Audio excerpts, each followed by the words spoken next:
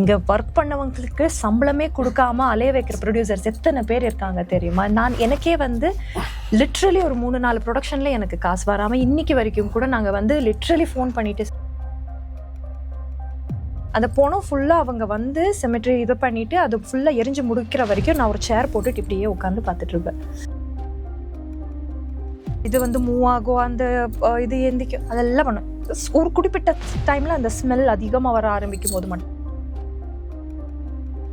நான் கபாலிக்கெல்லாம் செக்யூரிட்டி போட்டுருந்தேன். அவர் கூப்பிட்டு, என்ன எல்லாரும் இவ்வளோ பெரிய லெவலில் இருக்கீங்க, நாங்களாம் படம் எடுக்கிறோம், இங்கே வாங்க, அவர் தலைவர் வந்துடும் அப்படின்னு மித்ரா பிக்சர்ஸ் பண்ணிவிட்டோம்னா அவரே 5 lakhs கொடுத்து.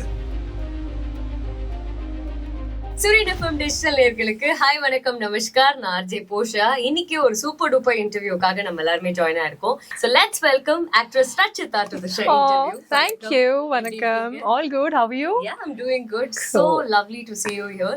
உங்க வைப் ரொம்ப பாசிட்டிவா எனர்ஜெட்டிக்கா இருக்கு. I really appreciate that. Thank you. And director மூர்த்தி அவர்கள் இருக்காங்க. வணக்கம் சார். எப்படி இருக்கீங்க சார்? நல்லா இருக்கீங்க. Super sir. பயம்ங்கிறது எனக்கு முன்னாடி இருந்ததுப்பா. லைக் எனக்கு ஆப்வியஸ்லி இந்த இருட்டு இந்த இதுனாலே எனக்கு ஒரு வேற மாதிரி ஒரு இதுல இருந்தேன் நானு. ஒரு ஷோல எல்லாம் இந்த ஹாண்டட் இதுல போய் நீங்க பண்ணணும் அப்படிங்கறதெல்லாம் நான் கலந்துருக்கிறது உண்டு. எனக்கு அது பிடிக்காது. ஆப்வியஸ்லி இட்ஸ் நெகட்டிவ் அப்படிங்கிறதுனால எனக்கு அது பிடிக்காது. பயங்கர ஒரு பயத்துல தான் இருந்தேன். ஒரு சில விஷயங்கள் என் லைஃப்ல நடந்ததுக்கு அப்புறம் இப்போ பேய பக்கத்துல உட்காந்தாங்கன்னா, வாடா கண்ணா வாடா, வா நானும் என் கதை சொல்றேன், நீயும் கதையை சொல்லு அப்படின்னு தோள் மேல கையை போட்டுட்டு உட்காந்து பேசுற அளவுக்கு ஆயிட்டோம். நான் நிறைய மீம்ஸ் எல்லாம் பார்ப்பேன். இப்போ இந்த கோஸ்ட் இதுல போட்டுட்டு நம்ம 2 AM இதுல இருந்தேன்னா, பயப்படாதுக்கண்ணா பயப்படாது, ரஜினி சார் வாய்ஸ்ல ஒன்று போடுவாங்கல்ல, அது என்னமோ நமக்கே சொல்ற மாதிரி ஒரு ஃபீலிங் இருக்கும்ல. லிட்ரலி அந்த மாதிரி தான் ஆயிடுச்சு. வா வா நீயும் வா அப்படிங்கிற மாதிரி அப்படிதான் இருக்கு. எதுக்கு இது வந்துச்சுன்னா, நான் என்னோட ஃபிளாட் 11th ஃப்ளோர்ல இருக்குன்னா கொஞ்சம் டிஸ்டன்ஸ்ல, தட் இஸ் ஒரு 500 meters, அவ்வளோதான், அவ்வளோ டிஸ்டன்ஸ்ல ஒரு சிமெட்ரி இருந்தது. ஸோ லிட்ரலி பணம் இருக்கிறதெல்லாம் அங்கதான் நடக்கும். நான் என்ன ஹேபிட் வச்சுட்டேன்னா, அந்த டைம்ல அந்த பணம் ஃபுல்லா அவங்க சிமெட்ரி இது பண்ணிட்டு அது ஃபுல்லா எரிஞ்சு முடிக்கிற வரைக்கும் நான் ஒரு சேர் போட்டுட்டு இப்படியே உட்காந்து பார்த்துட்டு இருப்பேன். இப்படி உட்காந்து பார்த்துட்டு லிட்ரலி இதுதான் என்னோட இதா இருந்தது. இது நான் சும்மா கூட சொல்லலை. நான் அதை நிறைய போட்டோஸ் மட்டும்தான் எடுத்து வச்சிருக்கேன். அந்த இது லிட்ரலி இந்த மாதிரி உட்காந்து அந்த இது மூவ் ஆகும், அந்த இது எந்திக்கும், அதெல்லாம் பண்ணும். ஒரு குறிப்பிட்ட டைம்ல அந்த ஸ்மெல் அதிகமா வர ஆரம்பிக்கும் போது மட்டும்தான் நான் எந்திரிச்சு போவேன். இதுதான் என்னோட ரொட்டீன் ஒர்க்கா பண்ண ஆரம்பிச்சேன். அப்போதான் எனக்கு எனக்குள்ள இருக்கிற அந்த எல்லா பயம், அந்த விஷயங்கள் எல்லாமே காலி ஆயிடுச்சு. வாழ்க்கையோட மெயின் அர்த்தமே எனக்கு அங்கதான் தெரிஞ்சிச்சு. At the end of the day, that is what you get. பாரு பாரு, இதுதான் நீ, அது இருக்கே, நீ இது இருக்கே, நீ பெரிய ஆளு, நான் பெரிய ஆளு, அதுதான், தட் இஸ் த ட்ரூத் அப்படின்னு சொல்லி ஒரு பெரிய தத்துவ ஞானி மாதிரி எல்லாம் ஆயிட்டு. ஸோ அந்த விஷயம் நடக்கும்போது எனக்கு அந்த பயங்கியும் அதெல்லாம் மாறினது உண்டு. ஸோ நான் அதை ஒரு பாசிட்டிவாக பார்க்குறேன். நான் அது ஒரு நெகட்டிவாக இல்லாமல் அது பாசிட்டிவாக பார்க்குறேன். அதே மாதிரி தான் இந்த படத்தில் ஒரு பாசிட்டிவ் ஆன்மா அப்படிங்கிறது எடுத்துகிட்டு வந்திருக்காங்கங்கிறதுனால, அட்லீஸ்ட் எல்லா ஆன்மாக்களும் இந்த மாதிரி ஒரு நல்ல செயல் செஞ்சால் நல்லா இருக்குமே, யாரெல்லாம் தப்பு செய்கிறாங்களோ அவங்களெல்லாம் போட்டு அடித்தா நல்லா இருக்குமே. ஆக மொத்தத்தில் அது நடக்க போகிறது இல்லை, பட் ஸ்டில் அந்த ஒரு ஆசை இருக்கும்ல. பிகாஸ் எத்தனை விஷயங்கள் நடக்குது நாட்டில். ஸோ நம்ம நெகட்டிவ் இது இருக்குன்னு சொல்றதுக்கு, அந்த ஆன்மா இருக்கு அப்படிங்கிறது நம்பணுமா வேணாமா அப்படிங்கிற ஒரு கொஸ்டனே வந்துடும். ஏன்னா எத்தனை பேர் எத்தனை தப்பான விதத்துல இறந்து போயிருக்காங்க. அவங்க எல்லாம் ஆன்மாவை அவங்களே பழி வாங்கலாமே. எதுக்கு போலீஸோ இல்லை எதுக்கு நம்ம அவ்வளோ தூரம் போராட வேண்டியதா இருக்கு. ஸோ இதெல்லாம் யோசிக்கும் போது இல்லையோ ஒருவேளை அப்படிங்கிறது தான் தோணும். பட் இந்த படத்துல இருக்குன்னு காட்டியிருக்காங்க. நல்லா இருக்கும். It's like that. தீமைக்கும் நன்மை செய். அவங்க மெசேஜ் அதுதான். இது அதுதான், அது படத்தோட இதுவும் அதுதான். ஆடியோ ஃபங்க்ஷன் நீங்க பார்த்துருந்தீங்கன்னா தெரிஞ்சிருக்கும். ஒர்க் பண்ண டிரைவர்ஸ்ல இருந்து ப்ரொடக்ஷன்ல டீ கொடுக்குற தம்பி வரைக்கும் எல்லாருக்குமே கிரீட் பண்ணிட்டு எல்லாருக்குமே ஒரு மாலை கொடுத்தாங்க.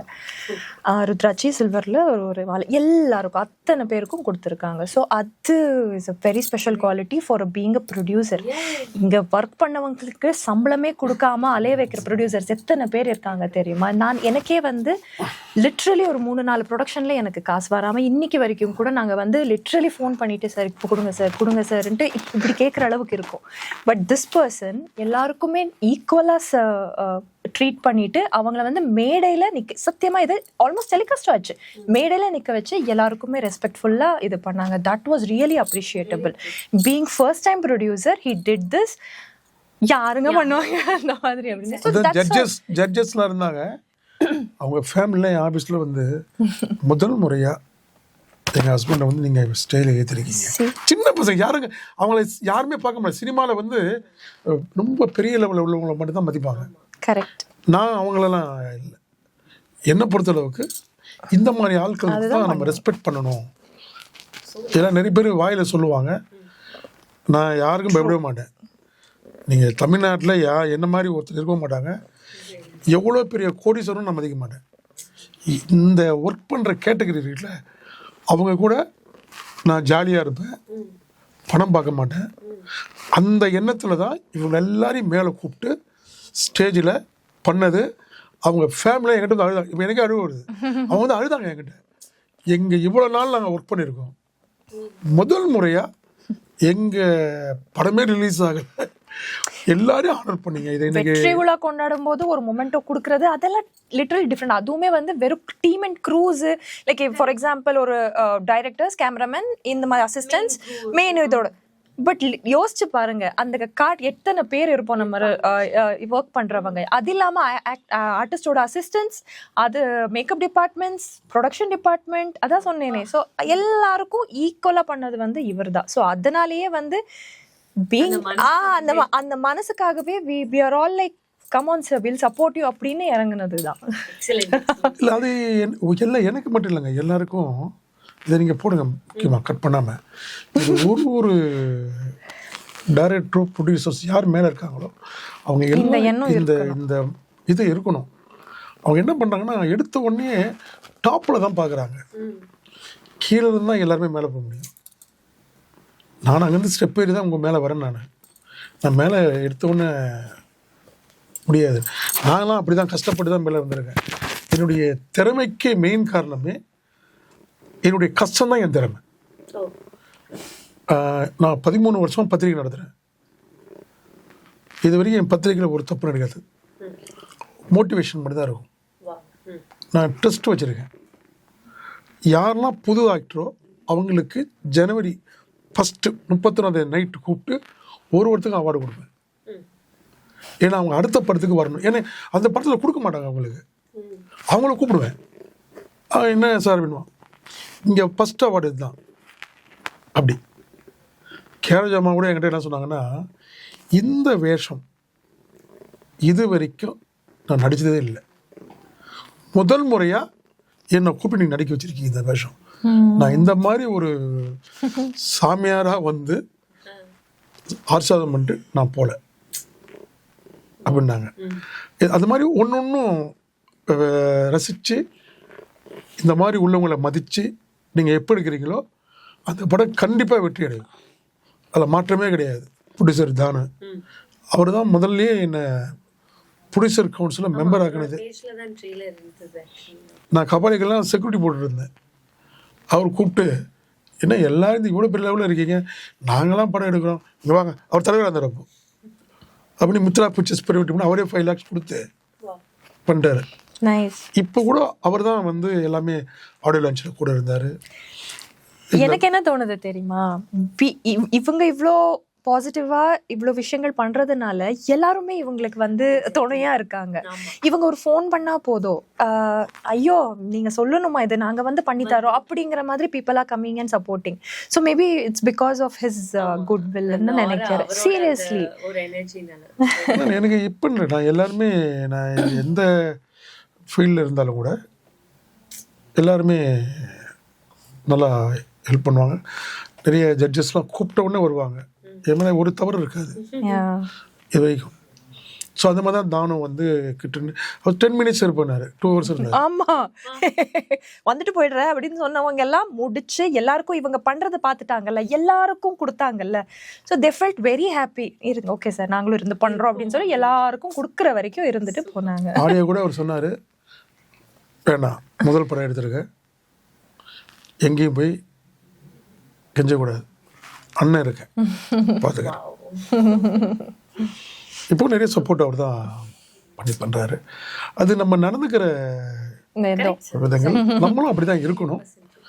நான் என்னுடைய ஒரே ஸ்டைல் இது மூலிமா சொல்கிறது என்னென்னா, நாங்கள் எவ்வளோ படங்கள் எடுத்தாலும் இந்த புதுசாக வரவங்களுக்கு தான் முக்கியத்துவம் கொடுக்கணும் அப்படின்றதான் என்ன மாதிரி முடிவு பண்ணி தான் எல்லாத்தையும் சொல்லி அப்படி தான் கதைகளே அமைக்கிறோம். நாங்கள் அந்த மகாலட்சுமி எங்கள் கூட இருப்பாங்க.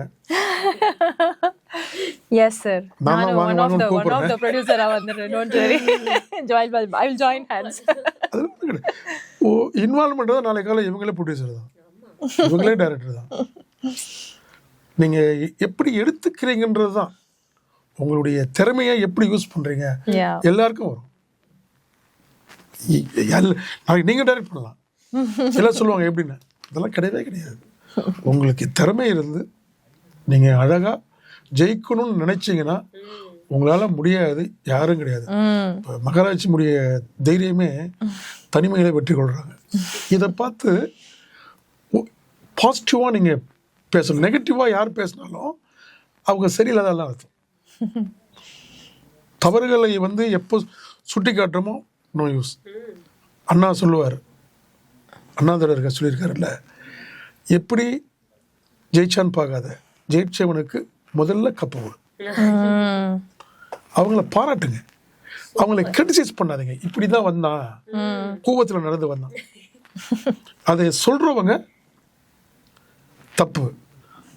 கண்ணதாசன் வரிகள் என்ன சொல்கிறாரு, தந்தை தவறு செய்தான், தாய் இடம் கொடுத்தாள், வந்து பிறந்து விட்டேன், வாழ தெரியவில்லை. ஏன்? நீ கற்றுக்கோ. தாய் தகப்பனை குறை சொல்கிறத நிப்பாட்டுங்க, நீங்கள் வின் பண்ணுங்க. இன்னொருத்தர் செய்கிறவனை ஆராய்ச்சி பண்ணாதீங்க. அதை எப்படி ஜெயிச்சானா அதை எப்படி நம்ம ஜெயிக்கணுன்ற திங்க் பண்ணாங்கன்னா எல்லா தொழிலையும் ஜெயிப்பாங்க. இவங்களும் டைரக்டர் ஆகலாம், ப்ரொடியூசர் ஆகலாம். அவங்களுக்கு இருக்கிற திறமை, அவங்க இருக்கிற டைலாக்கு, அவங்க பேசுகிற ஸ்டைலு, என்னை விட்டுட்டு அவங்க தான் போடுறாங்க. அதாவது அது அது அது கரெக்டு. ஏன்னா அவங்களுடைய அது அது மார்க்கெட் அது மாறணும்னு சொல்லுவேன். என்ன சொல்ல வரேன், அவங்க தப்பு கிடையாது, இந்த இதோடைய தப்பு.